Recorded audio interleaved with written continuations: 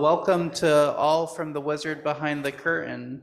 And in the grand tradition of the Wizard of Oz, I'll open from a snippet from my favorite song, from my favorite musical in recent memory, which is Wicked, from the Good Witch, Glinda, and the supposed, but is she really, Wicked Witch, Elfie. Elfie, listen to me. Just say you're sorry. You can still be with the wizard, what you've worked and waited for. You can have all you've ever wanted. Glinda, I know, but I don't want it. No, I can't want it anymore. Something has changed within me. Something is not the same. I'm through with playing by the rules of someone else's game. Too late for second guessing, too late to go back to sleep. It's time to trust my instincts, close my eyes, and leap. So thank you all for coming out today on this colder day today, but nonetheless, good day, where we'll be reflecting with Pastor Izza on what it means that an increasingly few of us own a large portion of the means of production in society. And we'll ask, how do we benefit or not from this arrangement, and what does it mean for what we owe to each other? If you're visiting our fellowship, we are Unitarian Universalists in the tradition of the Enlightenment, and we welcome all, no matter your background, political affiliation, gender identification, who you love, ethnicity, race, or other specifics. The vision of UUFM is to be a vibrant, inclusive congregation, widely known as a safe haven and force for social justice, while its mission is to be a diverse, evolving spiritual community acting for a better world. We hope you'll join us on this journey and stick around after the service for coffee and conversation. This is the time in our service when we acknowledge the land upon which we gather, the ancestors of this land and their descendants who are still here. For some of us, this means acknowledging that we are not the legitimate owners of the land we claim ownership of, or the great generational wealth drawn from American land. That our privilege is the product of colonialism, of the capitalism that we build our society upon. And despite the pretty words we craft to hang our hope on, that we have no spiritual entitlement to atonement. For the time being, I leave us with the carefully crafted language of Pratt Institute's land acknowledgement. We will actively work to challenge the legacy of settler colonialism, undo its extractive and exploitative land practices, and express gratitude to the stewards of the land and water who came before us, and honor their descendants who are here today. I hope these words are spiritually soothing enough to allow us to face reality. Now I invite the young at heart and young in body to come forward to participate in the Time for All Ages. After this, all the kids are invited to our religious education classes down the hall, and then we'll join back together after the service. Now for this activity, this story, we're gonna need 3 volunteers. Anybody interested in being a volunteer? Yes, Marissa, you can come down here. We'll start with Marissa. Are you comfortable wearing a blindfold? We're not going to do anything to you. You just wear it and we'll put it on and we'll take it off. Maybe, what do you think standing up on the stage for, Marissa? Yeah. Yeah.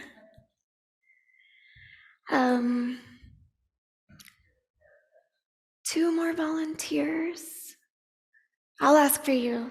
Let's see, I think we need 1 more volunteer who might sit in one of these perfect chairs. Yeah, okay. Long ago, there lived an old woman who had a wish. She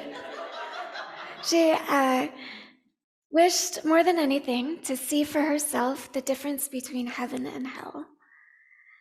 The monks in the temple agreed to grant her request. So first they put a blindfold around her eyes and said, "First you shall see hell."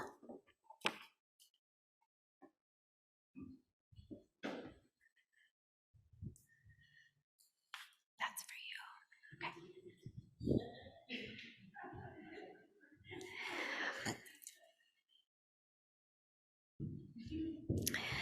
When the blindfold was removed, the woman was standing at the entrance to a great dining hall. The hall was full of round tables, each piled high, with the most delicious foods, meats, vegetables, fruits, breads, and desserts of all kinds. The smells that reached her nose were wonderful. She noticed that in hell there were people seated around those round tables. She saw that their bodies were thin, their faces were gaunt. You didn't know what you signed up for, Susan. And their faces were creased with frustration. Each person held a long spoon. It must have been 3 feet long. They were so long that the people in hell could not reach the food. They could reach the food on the platters, but they could not get the food back into their mouths.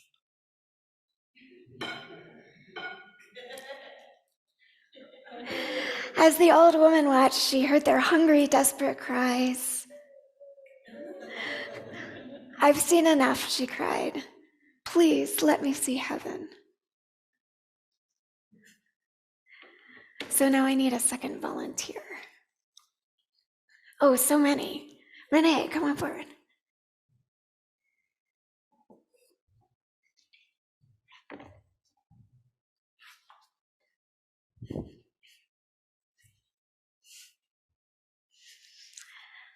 Now you shall see heaven.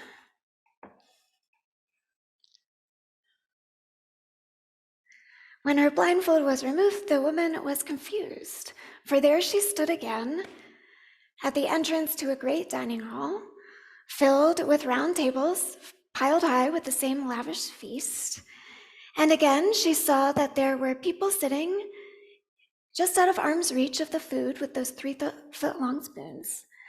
But as the woman looked closer, she noticed that they were plump and had rosy, happy faces. As she watched, a joyous sound of laughter filled the air.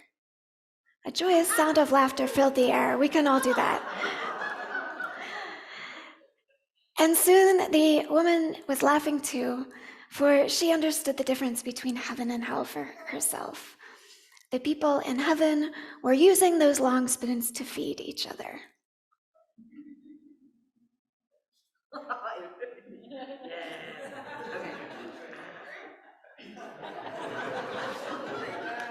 Yay. Thank you. Thank you to our volunteers. This is a reading by from American Neighborhoods Are in Trouble by Seth Kaplan. In the US, the relationships that bind us to each other are weak, even disintegrating, making Americans some of the most depressed, anxious, addicted, alienated, and untethered people in the world. The social decay we are experiencing in neighborhoods across America is unlike anything I've seen elsewhere, in even the poorest places. What forces are at work in the United States that create this exceptional social poverty? In America, we tend to think about community as a chain of individual relationships or connections we can choose to acquire through one-on-one friendships, speaking to colleagues in the workplace, or participation in a social movement. Yet none of these, quote, chosen connections constitute anything like a real community. And Americans, especially those with the resources and or capacity to relocate as soon as better opportunities beckons, are generally unwilling to make the compromises necessary to live in one. Real community produces an ecosystem in which every member is deeply embedded, not a collection of relationships that can be picked up and moved if the owners desire it. A real community requires commitment to a certain social order, a set of institutions and norms, and usually to a certain place. And that commitment, by definition, must constrain some of our individual choices. But in return for surrendering some of our freedoms, we gain something far more valuable: practical support when in need, day-to-day camaraderie, and a greater sense of security and belonging.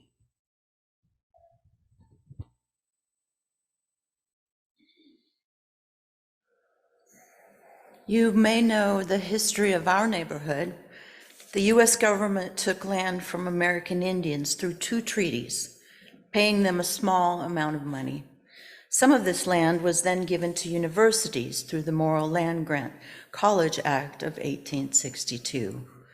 To establish our venerable lifeblood, Kansas State University was a land grab institution. That is a land grant university founded thanks to the Morrill Act. But the Morrill Act also granted Kansas land to other universities around the country. This is a map of the universities that benefited.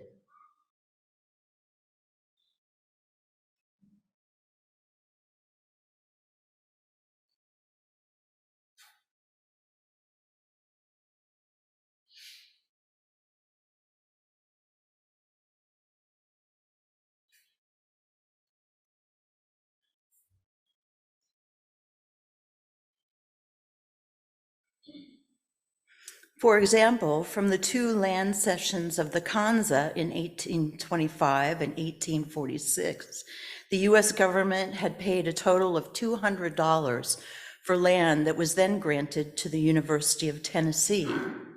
UT then sold the land, raising $15,000, which became part of the university's endowment. Included in the sale was land on the Kansas River just off McDowell Creek Road at South Manhattan Avenue. The Kansa were paid $1.64 per acre when they were removed from this land, and the University of Tennessee sold it for $29.51 an acre. That's a 7,400% return. You can see this land is right in our neighborhood.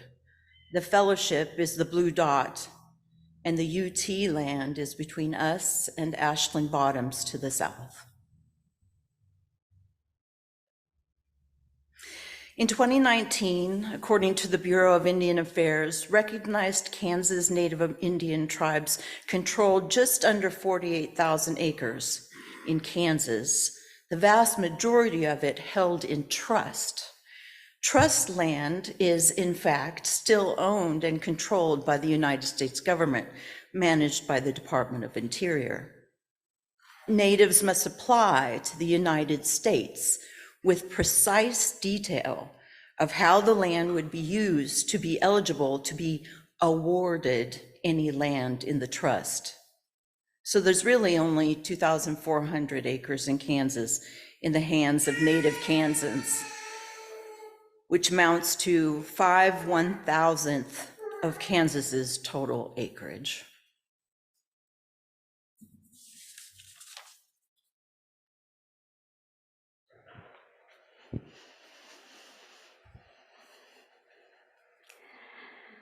The land upon which we gather was once home to an ecosystem inextricably related to people who did not own it.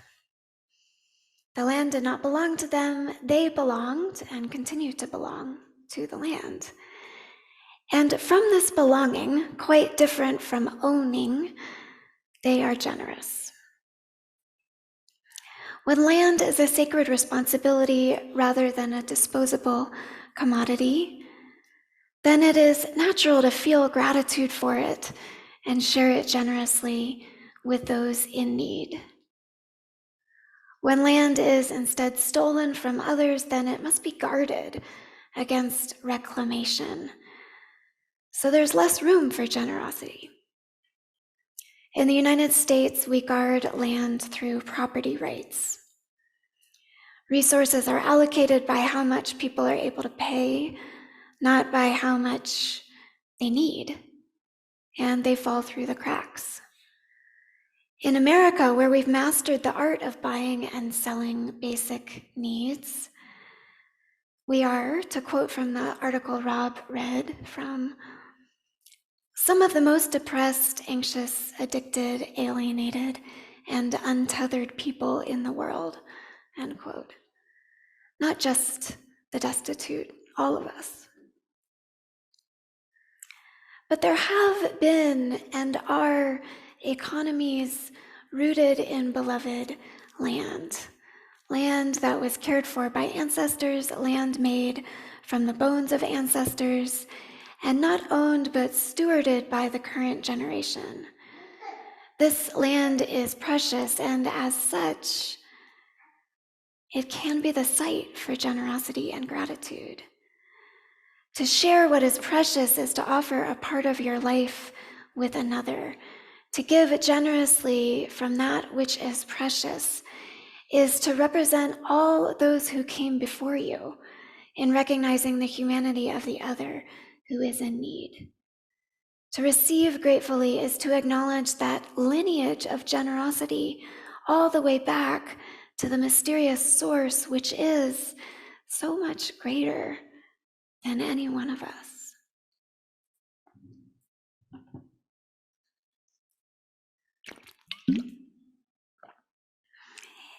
What do you say when I say thank you? Yeah.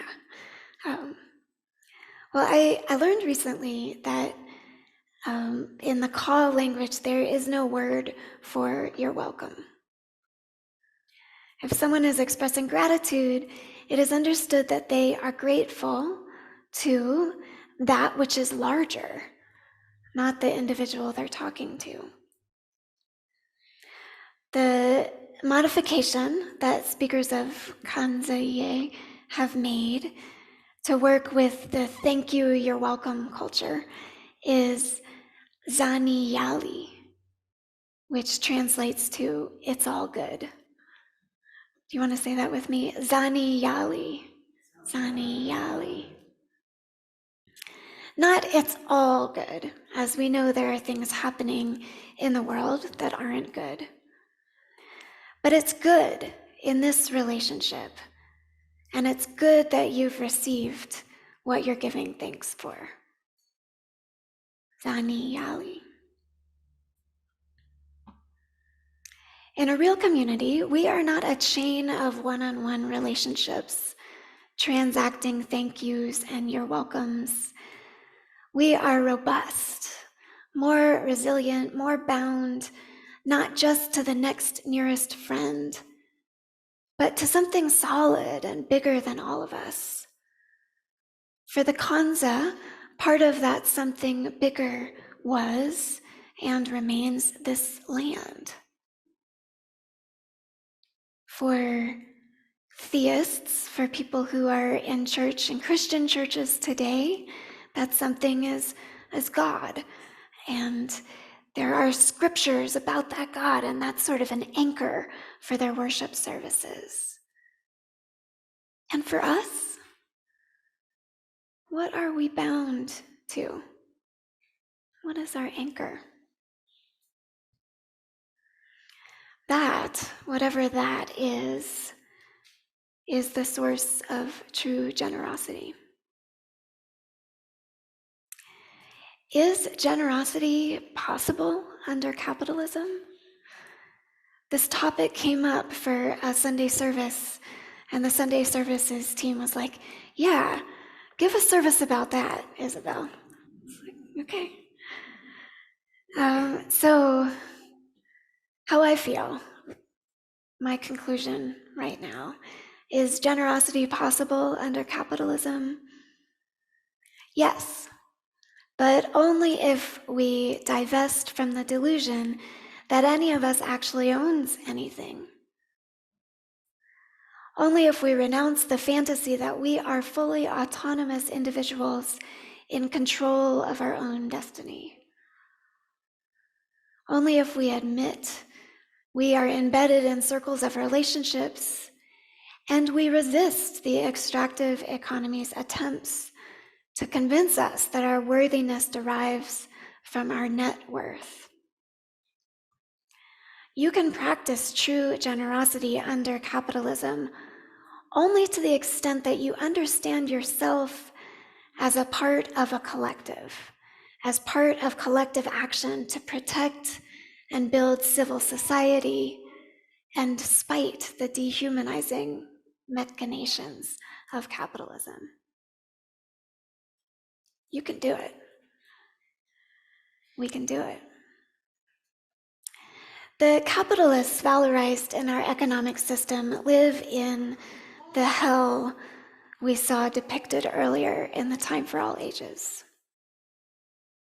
They own their spoons, but they can't use them to truly nourish themselves because they don't understand that the point of the spoon is to give, not to have. Yeah, trying to feed each other with big wooden spoons is messy and goofy at times. It might feel more efficient to just make some shorter spoons and feed yourself, start feeding yourself. But that won't actually nourish you. The stuff of life is not just the bowl of grapes. It's the process of cooperating to get them into each other's mouths. So here we are, all of us, both capital and labor. Some of us have more money. Maybe it's invested somewhere. Maybe we own a business and employ people, or our money is being used to do that. Some of us are sustained by wages we receive in exchange for hours of labor. The majority of Unitarian Universalists across the country are in the professional managerial class. We use other people's capital to organize other people's labor. And maybe we do this subtly by pushing ideas around in our brains and in meetings and on paper. But regardless of our activities, we bring our bodies, minds, and hearts. And we all inherited big wooden spoons. I need one as a prop.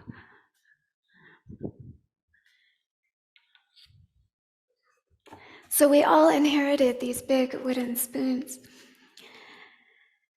We've been led to believe that those who own fancier looking spoons are better.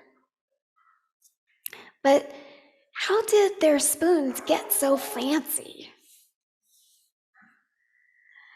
I was chagrined when, in her research, Sarah singled out the University of Tennessee as one of the beneficiaries of the Kansas land grab.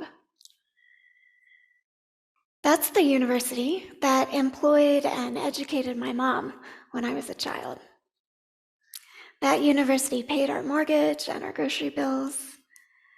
Spending time there, going to classes with my mom and sitting at a spare desk in her office, it made me feel like I belonged in higher education. It helped me acquire a pretty darn fancy spoon. And just last week, 850 miles away, I sped across land. I didn't know it. I was speeding across this land that was stolen to make my fancy spoon. I need to know it. I'm glad that I know it now. I need to study the maps and follow the trail of greed. I need to look for the people who first exploited this part of the ecosystem, not only to hold them accountable, but to hold myself accountable for the habits of mind and body I inherited from them. Knowing the history of my spoon helps me know that it's not my spoon. But this spoon is my responsibility. In large part, I come to Unitarian Universalist community for help holding this responsibility. Here we acknowledge that our economy has been set up to obscure harm and recruit us as accomplices for others' greed. We come together to wrestle with all the uncertainty in which, part is ours to heal. What part of this is ours to heal? It's really hard to know. We can't know with certainty, but we can wrestle with that uncertainty together. We navigate this moral dilemma together rather than on our own. We engage in collective reflection and collective action. There's another kind of hell we didn't depict earlier. It's a hell where I often live. It's when we are so responsible for our spoons that we don't set them down and pause and receive. Especially this time of year of gift giving. It's easy to get obsessed by the question, how do I leverage my resources to give the perfect morsels to the people I most cherish? This is harder for people with fewer resources to leverage. At this time of year when we celebrate generosity, we can sort of convey that people with less wealth are less generous. But we know that's not true. That's just sort of a setup of our system. So we come together to get over that lie. We come together for our cups to be refilled. Each of us has such a deep cup. We come together for quiet time to recalibrate our perception, to understand that the fanciness of the spoon has no bearing on our own value or our capacity to lovingly influence those around us. We come together to feel the immense depth of our gratitude and generosity. Zani Yali. It's all good. It's all good between us.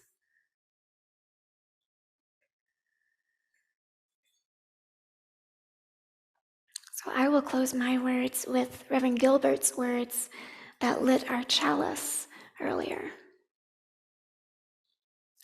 Each morning we hold out the cup of our being, the chalice of our being, to be filled with the graces of life that abound, air to breathe, food to eat, companions to love, beauty to hold, art to cherish, causes to serve.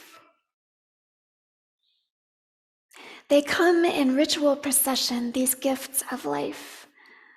Whether we deserve them, we cannot know or say, for they are poured out for us. Our task is to hold steady the chalice of our being. We carry the chalice with us as we go. We give back in gratitude if we can. Something like what is poured into the chalice of our being, our chalice of being.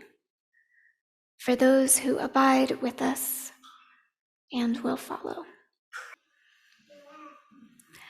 Thank you all. We have a few minutes. I wonder if anybody has a different answer than me to the question, is generosity possible with capitalism?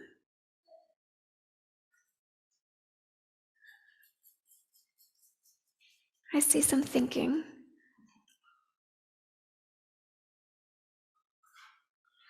How about a different question?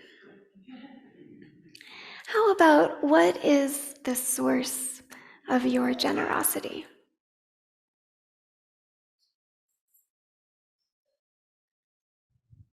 I think that it's not my spoon thing is really important, and it comes up for me a lot. Like, I have a friend who's often financially in need, and I'll sit there and I'll be like, oh, should I really give them this $40 or something like that? And it's like, it's just random fate that I'm the one arbitrating who gets the $40, So it's like, of course, and of course, that's privileged to be able to say that. But at the same time, it's like, I guess my privilege is my spoon. Is that a good connection, kind of? Yeah, thank you.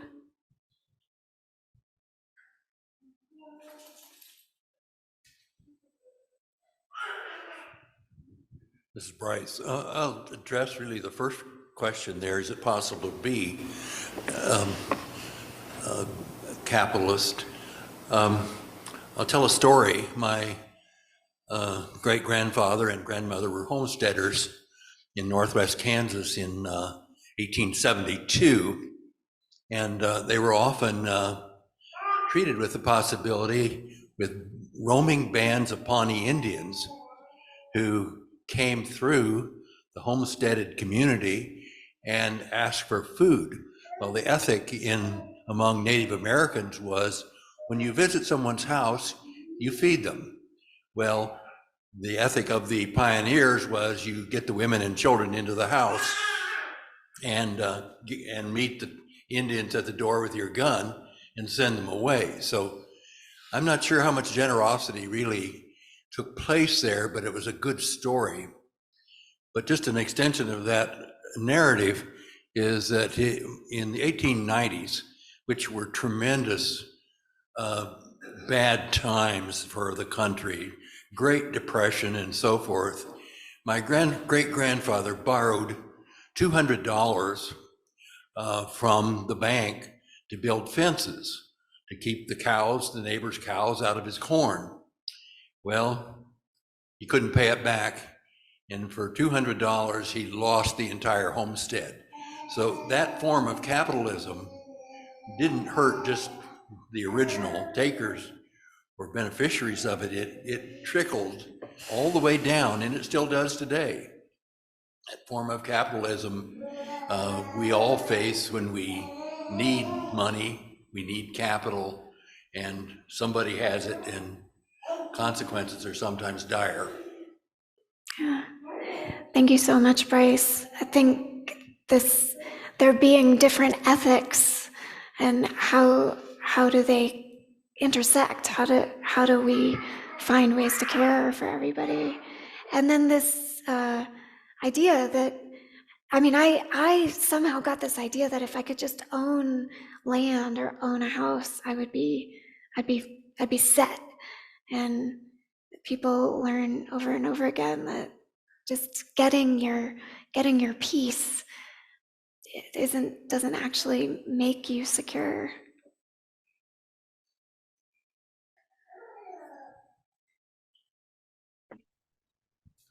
We had rain today, and the ground was really thirsty, and I want to express how grateful I am for that gift. Thank you, Diane. Dan Swenson. I wish I had a really well-composed thought, but I just finished reading Bill McGibbon's, I think it is, a book, The Cross, the Flag, and the Station Wagon. And one thing he does address, he's trying to grapple with how he grew up and hold in his mind both the good things he learned about growing up and his new understanding of what it really meant to be, a patriot. He's a Christian. And he also addresses this economic issue. And he argues, and I think he's kind of right, that we really went through a big change in the 70s. The Supreme Court Justice Powell wrote his memo to the business community saying you should organize and change the laws. Reagan came in saying the government is the problem, the government is the problem. And so we've really turned into this society where individualism dominates, and how we can get back to a more sharing society is what we need to do. Yeah, thank you. I learned in community organizing that we need civil institutions, we need the government, and we need the market, we need business. And when, businesses are colluding to eliminate the other two, then capitalism doesn't work. Yeah, kind of building on what Dan said, this is Marissa Larson. I think one of the difficulties with generosity in capitalism is often with generosity, you have to have trust. And so a couple examples of that, when I was a kid, my parents told us kids to always treat everyone as equals, help people, that thing. One day I was home probably by myself. I was probably about 12 years old or so. And I remember there was a woman who knocked on our door and her car had broken down right by our house. And she looked like she was from a lower socioeconomic class. I didn't know her, but she asked if she could borrow our phone. Obviously, this was pre-cell phone days. And so I let her into our house and she used our phone to call someone to come help her with her car. And while she was there, I asked if she wanted a snack or drink or whatever, and I got her some stuff and everything. So she sat in our house. It was in the summer, it was hot, so she stayed inside the air conditioning until someone came to help her. And then my mom came home, and my mom was completely taken aback. Obviously she held herself together, didn't show anything to this woman, but after she left, my mom kind of scolded me and was like, "Don't let strangers into our house." And I said, "Well, but her car broke down and you've taught me to take care of people who need help." So that's what I was doing. And it's that fear of others. But then when I lived in Morocco and then my job was to travel around the Middle East, I relied on that trust and generosity of strangers. And because that's their culture, is you bring strangers into your house and they take care of you. And I think we have a problem with that in our society. Thank you. I see Betty, and maybe there are some folks online too. Marissa, I was wondering if that moment when she knocked on the door and you looked into her eyes, if there was something there, of oh, this is for real, I can be helpful. And if you don't have that moment, with the distance, it's easier to say, well, that's not a safe situation. I realize I follow my gut, and I think even at that age, I follow my gut, and I trust my gut to tell me who to help and who may not be safe.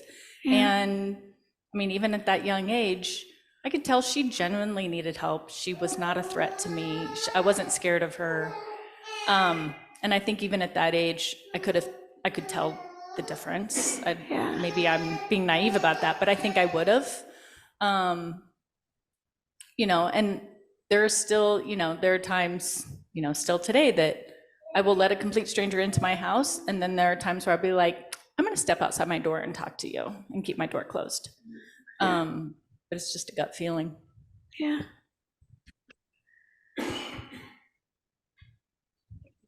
This is a very simple thing, but if you think back, particularly to the years of our childhoods, where neighborhoods were open and people worked back and forth with one another, that the growth of these horrible 5-foot tall privacy fences that enclose every house in a neighborhood are very dangerous to the ability of us to become a community culture. So source of our generosity is just being accessible to each other, and then our guts sort of being able to read people. And yeah, I think as universalists, like our goal is to figure out how we can assess, more people as safe, learn more about people who are different from us and still be welcoming across cultural boundaries. There was a comment over here. I wonder if there's anyone on Zoom. If you're on Zoom and you'd like to share, unmute, and I think we'll be able to hear you and we'll put you up. Kathy had a thought. Yes, you had asked, what is the source of our generosity or lack thereof? And I just feel a great gratitude that my parents taught us to share instead of seeing life through the view of a zero-sum game, which is if somebody else gets something, that means I lose something. And I think that's a reason why I'm very content in life, because I don't see someone else having an advantage as a disadvantage for me. And I think that really makes a huge difference. And that's what I hear in what Marissa is saying as well. Thank you. Thank you, Kathy. Yeah. One more comment.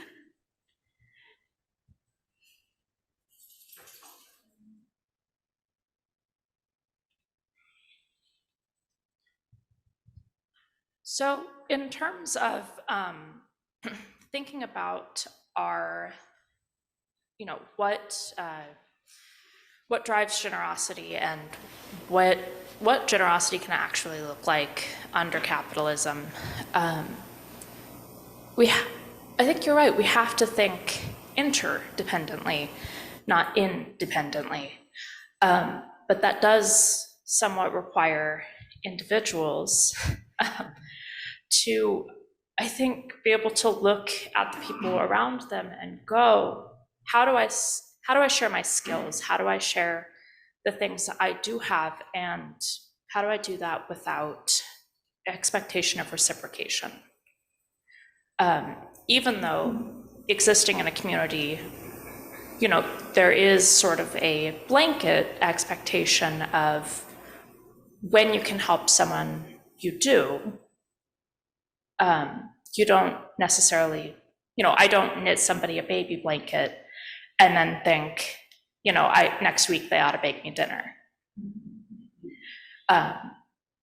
You do things because you have the skill, you have the material, you have the time. And then later on down the line, perhaps when you are in need, someone else in that community that you've created can aid you, but you don't expect them to because you've done something for them. If that makes sense at all. That makes a lot of sense. Yeah. One final thought, and then I will close us. I think a lot of people are afraid to ask for help. And what I find really encouraging or reassuring is some of these online groups like on social media where it's the buy nothing, or people put a request out like, hey, I really need a crock pot that isn't programmable and electronic 100% because the power goes out in Wamigo all the time. So I really wanted one that just had the simple knobs like low, medium, high. And I was talking with someone I worked with and they're like, gosh, like your crock pot's so much better because you can program it. And I'm like, yeah, but that doesn't work for me. And I can't afford to remake something when the power goes out and dinner isn't ready when I get home after a 12-hour shift. So everybody has something to give. We just have to make sure we connect those people with those needs. And I think that that's really awesome that we have those groups that are available. And I think too often people don't share what their need is. Sometimes it's just really hard to verbalize what your need is. So there's a place to start too. Thank you so much. Let's close with that, the understanding that generosity includes being generous with our vulnerability, with our need. And I thought for our closing words, we might practice together the Kanza Ie phrase, Zani Yali. It's all good. So I'm going to say thank you. And you all can say, well, let's practice. It's Zani Yali. Now like you mean it. Zani Yali. Thank you. Have a beautiful day.